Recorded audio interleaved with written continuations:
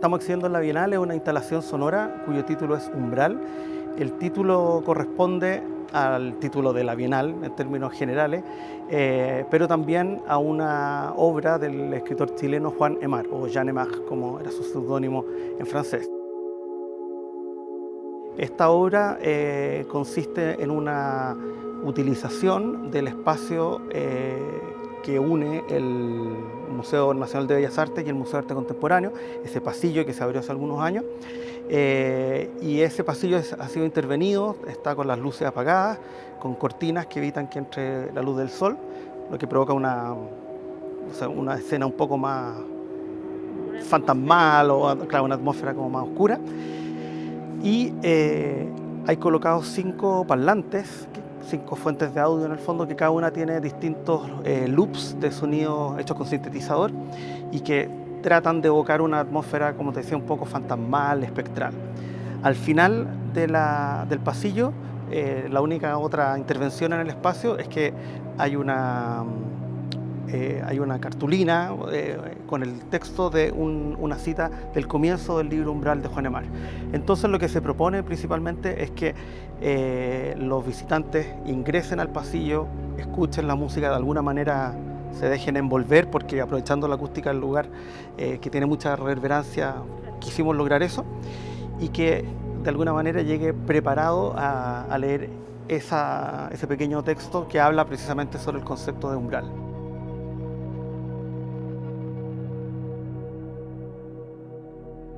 Dentro de eso, lo que tiene en común nuestro trabajo es más bien la metodología, que es de carácter inter y transdisciplinario, el interés por obras de carácter experimental en general, y también una mirada comparatista o relacionadora con fenómenos o tradiciones de otras épocas, de otros contextos culturales. Por ejemplo, nos interesa mucho el estudio de la mística y de la teología negativa en particular. No sé, yo trabajo bastante la relación, por ejemplo, entre poesía contemporánea y los trovadores medievales, que eran muy experimentales, y vamos haciendo cruces ahí de ese tipo. Y ahí fuimos trabajando y, por supuesto, muchas ideas surgieron del equipo de la Bienal, por ejemplo, de colocar, sabíamos que iban a ser 5 parlantes, pero al equipo de la Bienal se le ocurrió colgarlos donde estaban los focos de las luces, por ejemplo. Y ellos además hicieron toda la parte del circuito, que es una serie de elementos que yo no sabría hacer, sería imposible. Entonces, así fue funcionando todo. Y algo que fue muy interesante es que la obra cambió bastante a último minuto, porque yo al comienzo había hecho estas 5 fuentes sonoras que son loops de aproximadamente 3 minutos, pero que no son exactamente iguales. Entonces, cuando se encienden, después se van desencajando, ¿no? Y no están pensados para ir como 5 instrumentos tocando juntos, sino como ir flotando y moviéndose. Y lo había preparado de una manera que al probarlo acá sonaba como demasiado lleno, demasiado saturado, era como mucho, era una obra muy pesada, ¿ya? Entonces a último minuto volví a grabar, o sea, los sonidos ya están diseñados, que lo más difícil es como el diseño sonoro y la ambientación que quería lograr. Entonces finalmente opté por escoger sonidos que se parecieran más entre sí, como que no fueran tan distintos. Y lo otro que hice fue espaciar mucho más los sonidos. O sea, realmente en una fuente de sonido suena algo por 5 segundos y después 20 segundos después vuelve a aparecer otra cosa, ¿ya? Entonces eso le dio mucho más aire a la obra y es muy entretenido. Cada vez que entro a escucharla suena distinto, por supuesto, y a veces hay momentos que se satura, pero después viene silencio, o a veces está sonando algo acá, se apaga, suena acá, se apaga, ahí, y eso va produciendo la espacialización que queríamos lograr también.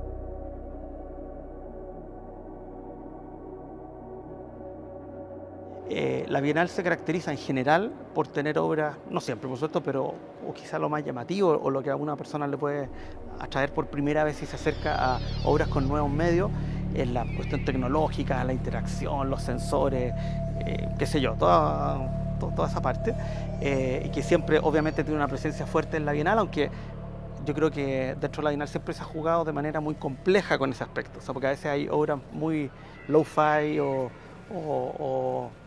una estética más hacker, qué sé yo, ¿cierto? Eso siempre está ahí, es súper interesante.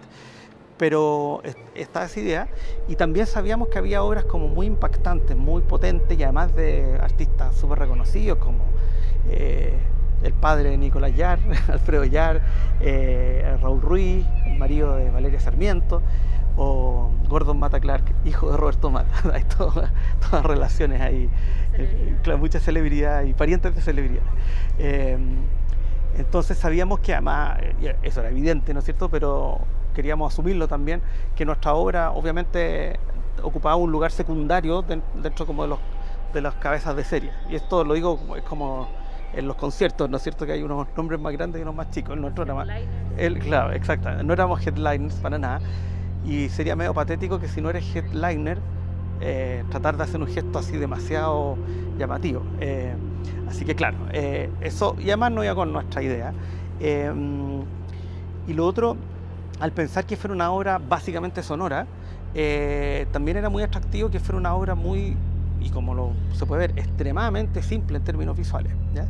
Entonces, una vez como que tuvimos esa visión de cómo funcionar, como que de alguna manera extremamos los gestos para que de verdad fuera, ojalá, la menor intervención posible.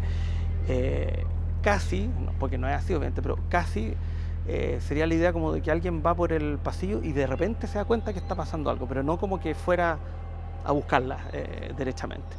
Entonces tiene ese carácter, y además nos interesaba mucho que fuera una obra que pudiera insertar al menos esta noción del umbral que tiene que ver con esta dimensión más mística, más espiritual en la Bienal, porque sabíamos que otros de los conceptos paralelos de umbral que estaban funcionando, por ejemplo el de la obra de Nicolás Yarr, que tiene que ver con el nacimiento, o algunas obras que tienen que ver con la muerte como un paso a otro lado, o con la migración, ¿no es cierto?, como un paso a otro lado. Habían otros términos vinculados a umbral que ya estaban siendo tocados, ¿no es cierto? Entonces, en cambio no tenía tanta presencia y queríamos ponerlo de relieve. Entonces, creemos que puede funcionar así, como algo bien mínimo, bien piola, ¿no es cierto?, pero que lleva el concepto de umbral también en esa dirección.